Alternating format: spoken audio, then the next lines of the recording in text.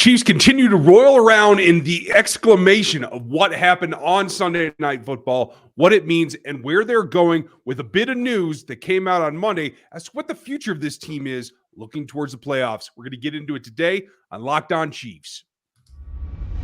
From the land of the free and the home of the Chiefs, this is the Locked On Chiefs podcast. Welcome back, everybody. Hope you're enjoying Victory Monday. A lot going on out there. And we have some details, some insights taken away from this game and what the bigger picture is going to look like as we go down the stretch. We're brought to you today by BetterHelp. It's not a crisis line or self-help. It's professional therapy done securely online and available to people worldwide. You can get 10% off your first month by going to betterhelp.com/lockedon. Lot to get into, a lot of details that I think are starting to come out today as well. I'm Ryan Tracy, the founder of Rogue Analytics and Performance Consulting, NFL33.com, as well as RGR Football. And thanks for making us your first listen. Find another Locked On show for your second listen, because we are free on every platform, every day, forever and ever and ever and ever. And I'm Chris Clark. Thank you all for listening. We really do appreciate it. There is a lot to talk about today, and there's a lot going on in the NFL, really, that could be relating to the Chiefs here in the next couple of weeks and months. Probably none bigger than a possible injury in Buffalo. Yeah, we are going to get into that later in the show, folks, so stick around about what that makes the future look like. But taking the big takeaways from this, we're pretty ecstatic with the way the game ended. You know, that kind of overtime win is always going to get you. But when you take a step back, Andy Reid had some interesting comments on Monday about how he felt the blocking was good by the offensive line the majority of the night, despite not being able to generate any power on the ground. And despite having Patrick having to move the pocket and run for his life, I think there's a little bit of euphemism here in that Reid is just not going to address the shortcomings of the offensive line that clearly are what put them into that position, in my opinion, for the offense not to put out until the very end of that ball game.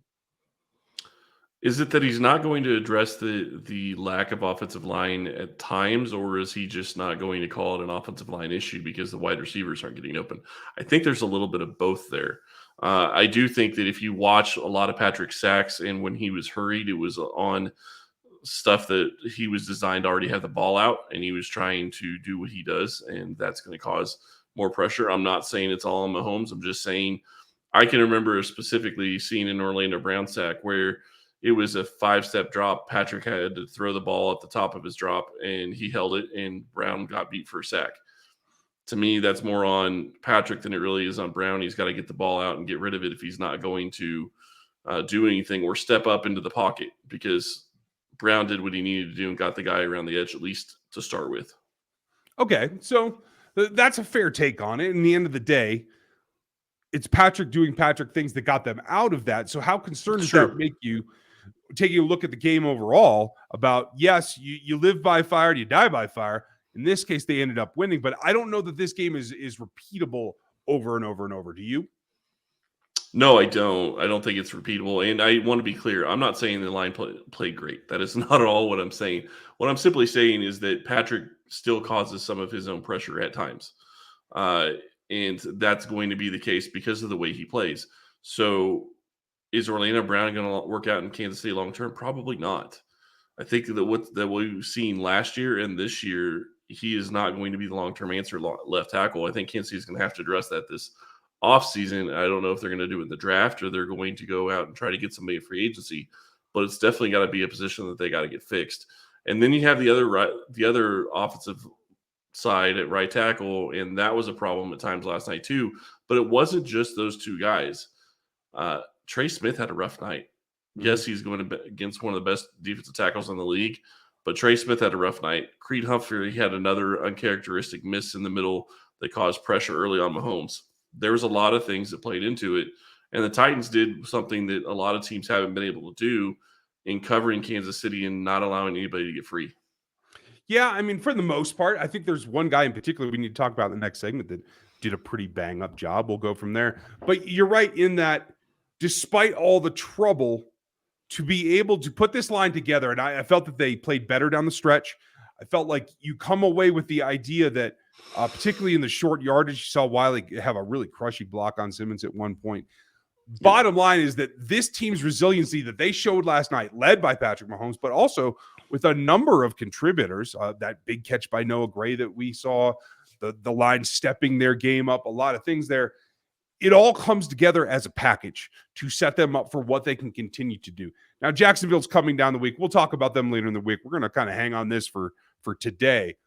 But as I look at it the day after, I keep coming back to this was a game where you didn't have your A game going.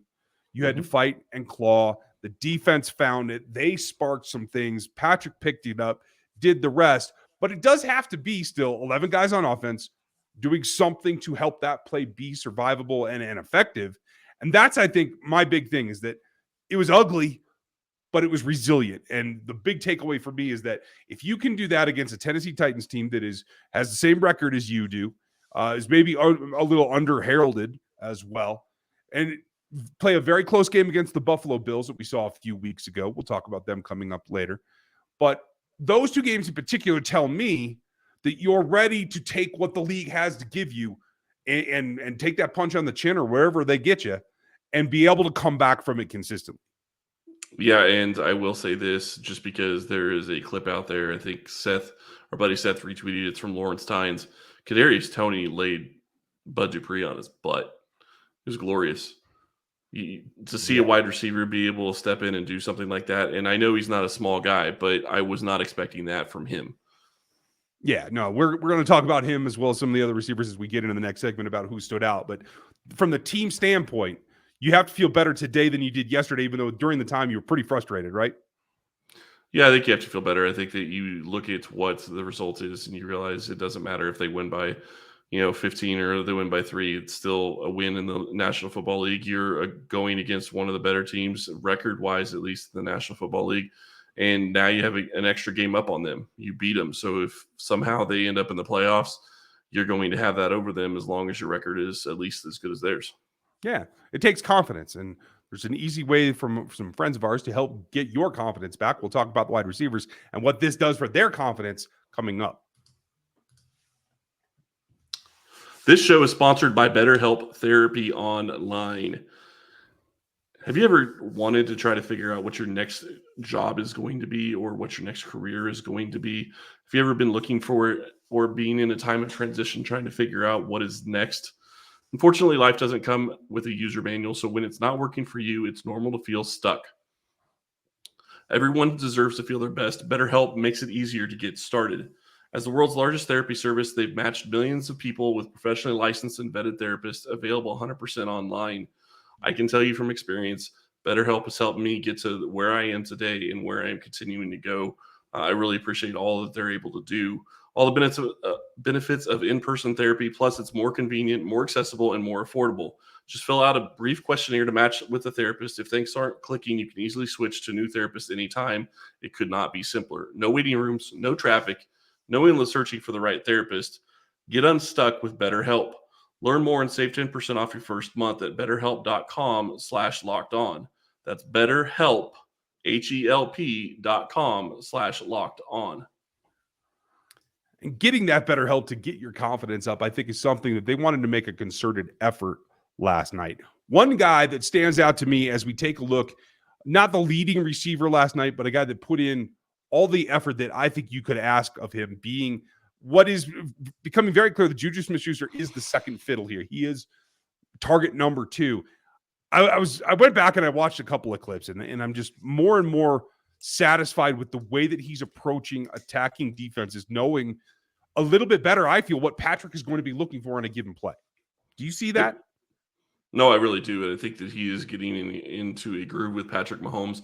And if Kansas City's smart, they're going to be trying to sign him to an extension. Try to get the deal done now. He's already, I think I saw somewhere where he reached a $500,000 bonus because of last night's games, because he's now over 500 yards and 40 catches for the season. Mm-hmm. Get it done. Yeah. He's on pace to be a 1,000-yard receiver. He has been a guy that you can rely on. He is getting more and more connected with Patrick, and he is starting to learn the role that Kelsey plays in a lot of ways, and I think that that's really key. But I think where it goes even further is he's starting to do the same types of things that you see Kelsey do at times. And what I mean by that is opening up for Patrick, getting into the right spots to give Patrick a window to throw the ball, as opposed to maybe just necessarily running to a point. Yeah, and that's key. And that's confidence in the offense. It's confidence in Patrick himself. It's developing that chemistry and in what you can do in the offseason. You got to take that a step farther in the regular season to get to that point. He is second in receiving yards on this roster right now with 582. MVS is the next one, which is now 200 yards behind him. So it's a significant gap that's kind of opened up there. I actually thought that was going to be the reverse, to tell you the truth, that MVS would be gaining more yards and Juju would be doing more of the grunt work, the red zone work. The second red zone target was my original thought. But they have another option now, and I thought it was very telling for me. I don't know how you feel about it, but there was, 6 routes run by Kadarius Toney. He was on the field for, I believe, 8 passing downs. And that was probably more than I think we might have felt going into the game. We talked about last night. We were pleased that they got him into the action rather quickly. But you mentioned the block, and Andy had to talk about it today and talked about the fact that, hey, he had some really nice block action, and it was against defensive ends. I would not have guessed that he would be that effective at it. It's fun to see, but it's the effectiveness that really does it. You expect MVS. Kadarius Toney at his size, that still blows me away. And I think that shows a change in the Toney that we saw in New York versus what we're seeing attitude-wise just in 1 week in Kansas City. Well, and I will say this. Go back and watch that clip. It was from Lawrence Tynes. Seth Kaiser retweeted it. I'm going to try to retweet it on the Locked On Chiefs account. Go back and watch the clip. Watch his feet before he hits him. I'm doing it right now. It's on my timeline too. Yeah. He sets that block up. He makes it look like he's getting ready to go out for a route. Mm-hmm. The defensive end has no idea that he's going to get hit. And Toney sees him step, lets him step, and take his weight that direction and just blast him. Yeah, and it's beautiful. And it effectively helps Orlando not have to deal with that guy, period. Yep. It's not just well executed for the fact that he's got the weight disadvantage, but it helps the entire scheme of the blocking. So good for him. That's a nice subtle thing that you can do as a wide receiver to help this team without having to be out in every route. That's true. And not only that, but there was another play, and it was Patrick running around the left side of the line later. I don't know where it was in comparison to that specific block, but he was out there running a route, and Patrick comes out running the ball, and Toney's out in front of him blocking. Mm-hmm. He's blocking his guy. He's making sure his quarterback doesn't get hit. And he was one of the first people to go help Patrick get up when he did get hit. And it's the small things that you were seeing from him that just don't fit into what everybody said he was in New York. Yeah, and that's probably the biggest conundrum for me is like, how does that fit? He only played 8 snaps. Okay, that's not much, but I think you got good play out of at least 4 of them that popped on film that we haven't even seen the All-22 for. And he's not the only one, because when you take a look at the snaps across the defensive side of the ball, L'Jarius Sneed, again, is putting out constant effort, led the team with 51 snaps on defense. He and Nick Bolton, the only 2 guys that didn't come off the field. Obviously, those 2 guys actually played good games as well, so you can take away from that. But you got 31 snaps from Carlos Dunlap, which is a season high, I believe. And I thought he putting out 4 pressures along with Chris Jones, and the third guy to produce 4 pressures last night was George Karlaftis. What did you take away from Karlaftis' game? Karlaftis, I think looks really good. I just want to say one last thing on Toney real quick. I do think that they got away from going into packages they had ready for him because things weren't working in the game. I do expect that you're going to see a huge jump in his snaps and availability for this next week. Now, Karlaftis, I love seeing the motor. And I know that's what he has always been. I know that's what he is. But watching him try to crash down on the right tackle and then seeing the running back come out and him just crashing down and taking the running back out on a play that if he doesn't do that, could have been a little bit bigger of a gain. Maybe it's not a huge gain for the Titans, but there's a big difference between a 3 or 4 yard gain and a 7 or 8 yard gain. Yeah. And Karlaftis continually doing that. Sorry, that's all I was really going to say. He continually doing that type of stuff is what is going to make him extremely valuable. He will get sacks. They will be coming. He is getting to that point. He's just not quite there yet. Yeah, he was super close. And I was just going to echo you. Like, it's those little incremental things that add up to bigger wins as the defense goes along. So Yep. he's certainly contributing. I'm glad to see that. I think that there's going to be more there. They're going to have some tough competition coming down the line as they try to run this back half of the season. Who will they be playing come the end of the regular season into the playoffs? We'll talk about that in the backside of this. But I didn't have Patrick going off for 440 yards last night. That was not in my wheelhouse. But if you think you know what Patrick's going to do next week, right now the line is 290.5 over at our friends PrizePicks. All you got to do is pick if he's going to go more or if he's going to go less. You go in and make an entry at prizepicks.com. You can pick 2 to 5 players, get that entry, and win up to 10 times your entry cost. No competing against other people. No way that you have to go head-to-head or set a lineup. It is the easiest form of daily fantasy sports, and I think you guys are going to dig it. You can play all the major sports things from baseball, now that it's over, is probably out of the thing, but you can even get into PGA, college football, disc golf. I don't know how to bet that, but it's got to be fun to look at. Entries can be made in 60 seconds or less. They're fast, safe, and quick, and they're operational in 30 states and Canada. All you got to do is go get the PrizePicks app at any app store or go to prizepicks.com and sign up there to play daily fantasy sports. They're giving you right now with our code Locked On 100% deposit bonus. So if you put 50 down, you get 50 for free. If you put 100 down, you get 100 for free. That's with our code Locked On at prizepicks.com. Now, what the fallout for the Kansas City Chiefs that happened on Monday is that we talked over and over and over about you lost this game to the Bills. Now you've been able to beat the Titans. That's good. I expected them to beat the Titans, to tell you the truth. But now we find out that Josh Allen has an ulnar injury of some kind, scheduled for more detail, but it looks like he could miss some time. I don't think I guess I shouldn't say that. I do think that either of these teams, should they lose the quarterback, they're in serious trouble. I think Patrick proved that last night. I think Josh proves that every week as well. And we know the competition value that we have here. So if they have to miss 3 weeks of Josh Allen, I think that opens it up to the scenario that we talked about before last week's game, that they still are in this to get the number 1 seed. They still have the ability to reach that goal. It's unfortunate it has to be due to an injury to the quarterback, but that's the way the cookie crumbles when you invest for both these teams in the quarterback as the head of the spear. That's what happens if he has to miss time. No, absolutely. And I think that that's a big question as to how they're going to deal with this injury. Right now, we do not know anything. They are being very cagey whether or not there's actually an injury, whether or not he's actually going to miss time. Makes a lot of sense. But if there's going to be a good time for the Bills to have this injury, it's probably going to be the next 3 weeks. Other than the Minnesota Vikings, who are next on their schedule, who I think that they have the ability to beat, although without Allen, that's going to be very tough. Then it's the Cleveland Browns and the Detroit Lions. I think you have to feel pretty good about it if you're them. And then it's the New England Patriots. Packers. I understand that, but it's the Packers, and the Packers aren't playing very well right now. So say what you want. Their next 4 games: Vikings, Browns, Lions, Patriots. Okay. I think you can still probably win at least 2 of those, if not 3 of those games. Then they play the Jets again in Miami. So then it gets a little bit harder.